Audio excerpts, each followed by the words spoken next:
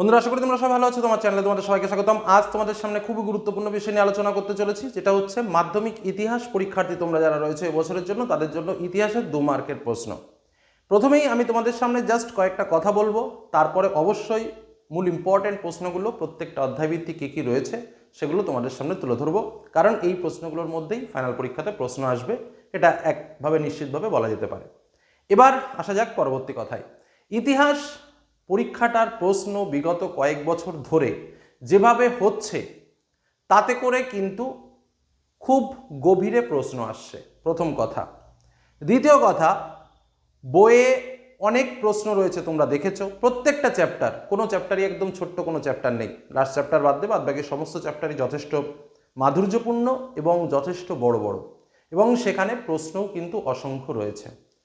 আর 2 মার্কের প্রশ্নের তো সীমা নেই, প্রচুর প্রচুর প্রশ্ন রয়েছে, যে কারণে আমরা যখন সাজেশন করেছি, সেই সাজেশন করতে গিয়েও আমরা দেখেছি যেখানে কিন্তু প্রশ্নের প্রাচুর্যতা অনেক বেশি। অনেকে আমাদের প্রশ্ন দেখে মনে করতে পারো যে এই সাজেশন পড়া সম্ভব নয়, বা এত প্রশ্ন স্যার দিলেন কেন। একদমই প্রথমেই বলে রাখি, পরীক্ষার হলে গিয়ে বলবে যে স্যারের সাজেশন কমন পাইনি, এর থেকে আমার সাজেশন পড়ো না, সেটা অনেক ভালো। কারণ আমি প্রশ্ন তোমাকে বেশি দিতে বাধ্য।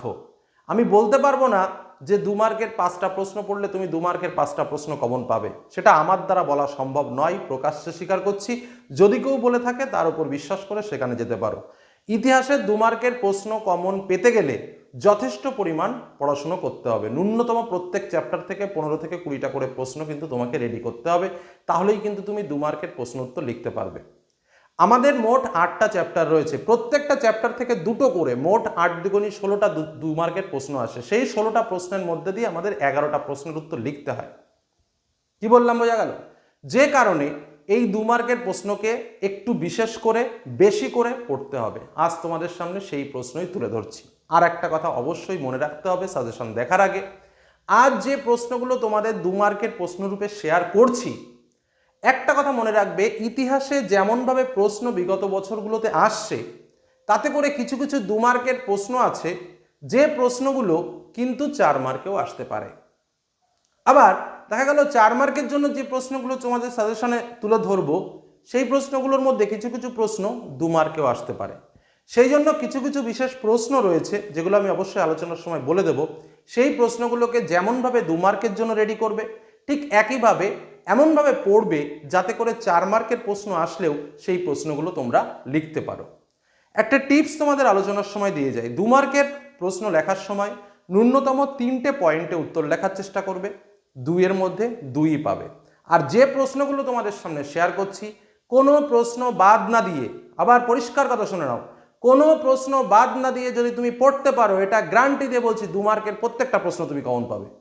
কিন্তু প্রশ্ন বাদ দিয়ে পড়বা, বা ভিডিও দেখার পরে লাস্টে বলবা স্যার এত কোশ্চেন দিয়েছে, স্যারের সাজেশন ভালো না, এত কোশ্চেন পড়া যাবে না, দেখ অন্য কোন স্যার কম প্রশ্ন দিয়েছে সেগুলো পড়ি, তাহলে সেদিকে যেতে হবে। 2 মার্কের কোশ্চেন কম পড়ে সম্পূর্ণ কমন পাওয়া সম্ভব নয়, যথেষ্ট বেশি পরিমাণে প্রশ্ন রয়েছে, ভালো করে পড়তে হবে। ভালো কমন পেতে গেলে বেশি খাটতেই হবে, কারণ ইতিহাস সে আগের মতো ইতিহাস নেই যে আমি 5টা প্রশ্ন পড়লাম 3টে কোশ্চেন কমন চলে আসলো। ইতিহাস প্রশ্ন কমন পেতে গেলে বেশি পড়া ছাড়া কোনো উপায় নেই, আমি প্রকাশ্যে বললাম।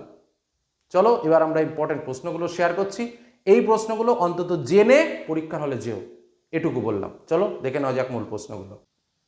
বন্ধুরা, তাহলে আমরা পরপর প্রশ্নগুলো দেখে নিই এবং অধ্যায়ভিত্তিকভাবে তোমাদের সামনে শেয়ার করছি।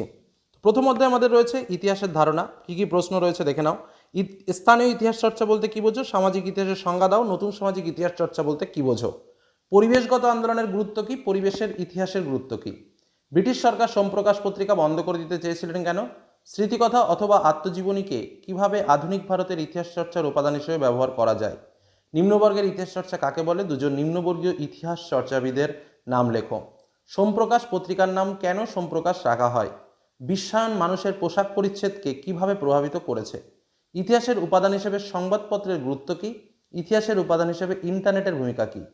ইন্দিরা গান্ধীকে লেখা জওহরলাল নেহরুর চিঠির গুরুত্ব কী? শিল্পচর্চার ইতিহাসের 2টি গুরুত্ব লেখো। খাদ্যাভ্যাসের ইতিহাস চর্চার 2টি গুরুত্ব লেখো। শিল্পচর্চার ইতিহাস কাকে বলে? পোশাক পরিচ্ছদ থেকে আমরা কিভাবে ইতিহাসের কথা জানতে পারি? ভারতের কবে কোথায় প্রথম রেলপথ চালু হয়? ইতিহাস চর্চায় ফটোগ্রাফির গুরুত্ব কী? দুটি স্থানীয় ইতিহাস গ্রন্থের নাম করো। 70 বছর আত্মজীবনী কার লেখা, এটির গুরুত্ব কি, জীবনের ঝরাপাতার দুটি গুরুত্ব লেখো। এই যে কটা প্রশ্ন বললাম, এ কটা প্রশ্নের ভেতরে দুটো প্রশ্ন পাবে, এটা কিন্তু মাথায় রেখো। কারণ প্রথমেই বললাম প্রত্যেক অধ্যায় থেকে কিন্তু দুটো প্রশ্ন দিয়ে মোট 8টা অধ্যায় থেকে 16টা প্রশ্ন তোমাদের আসবে। দ্বিতীয় অধ্যায় সংস্কার বৈশিষ্ট্য পর্যালোচনা। প্রথম প্রশ্ন, পাশ্চাত্য শিক্ষা প্রসারে ডেভিডের অবদান কি, এশিয়াটিক সোসাইটির গুরুত্ব কি। টিকা রয়েছে উডের ডিসপাস, নব্য বেদান্ত, সাধারণ ব্রহ্ম সমাজ ও আদি ব্রহ্ম সমাজ, সর্বধর্ম সমন্বয়।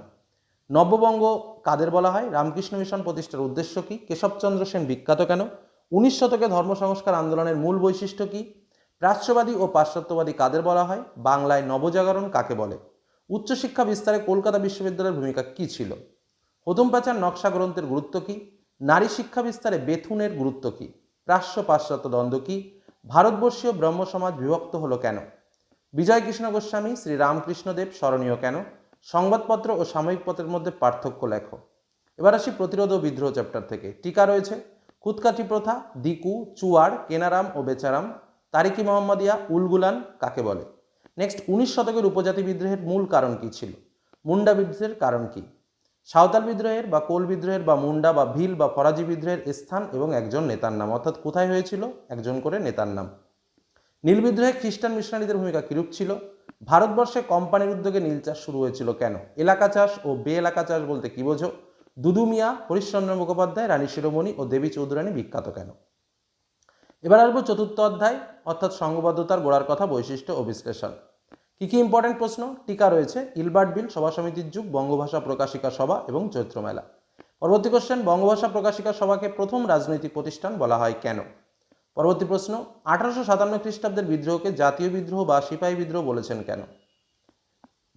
জমিদার সভা ও ভারত সভার মধ্যে দুটি পার্থক্য লেখো, ভারত সভা গঠনের উদ্দেশ্য ও গুরুত্ব কি, ইলবার্ট বিল কি, এই বিলের প্রতিক্রিয়া আলোচনা করো, মহারানীর ঘোষণাপত্রের মূল উদ্দেশ্য কি ছিল, বঙ্গভাষা প্রকাশিকা সভা কেন প্রতিষ্ঠিত হয়েছিল, কবে, মহাবিদ্রোহকে কি জাতীয় সংগ্রাম বলা যায়, আনন্দমঠ কিভাবে জাতীয়তাবাদী ভাবধারাকে উদ্দীপ্ত করেছিল, মহাবিদ্রোহের প্রত্যক্ষ কারণ কি ছিল, ভারতের জাতীয় চেতনার বিকাশে গোড়ার ভূমিকা কি। এই প্রশ্নটা এমনই একটা প্রশ্ন যেটা তোমার 2 মার্কেও দিতে পারে, 4 মার্কেও দিতে পারে। জাতীয়জীকরণে বর্তমান ভারত ও বিবেকানন্দের ভূমিকা কি, এটাও ঠিক তাই, 2এও আসতে পারে, 4এও আসতে পারে। পঞ্চম অধ্যায়, বিকল্প চিন্তা, উদ্যোগ ও বৈশিষ্ট্য পর্যালোচনা।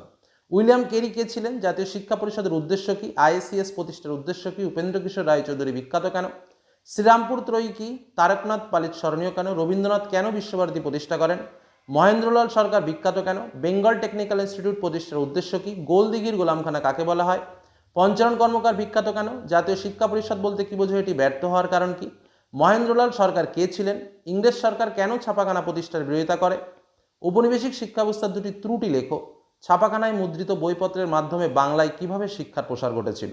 এবার আসবো ষষ্ঠ অধ্যায়, 20 শতকে ভারতে কৃষক শ্রমিক ও বামপন্থী আন্দোলন, বৈশিষ্ট্য পর্যালোচনা।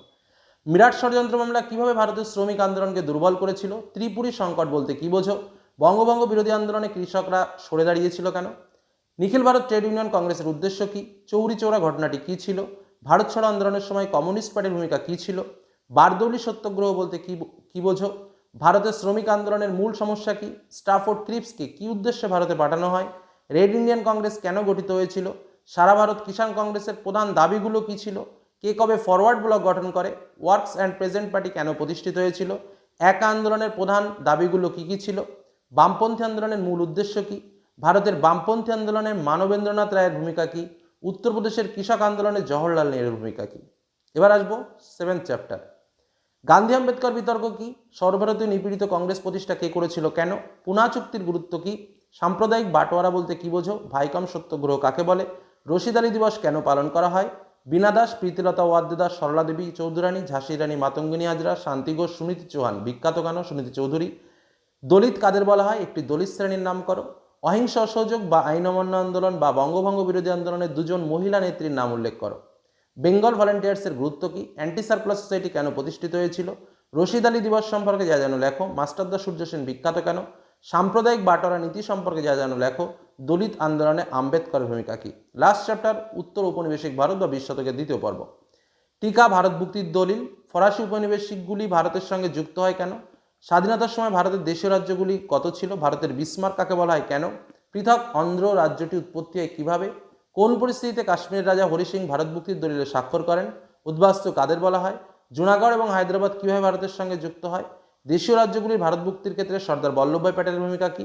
ভাষাভিত্তিক রাজ্য গঠনের দুটি কারণ কী? স্বাধীন ভারত সরকার কিভাবে দেশীয় রাজ্যগুলি পুনর্গঠন করে?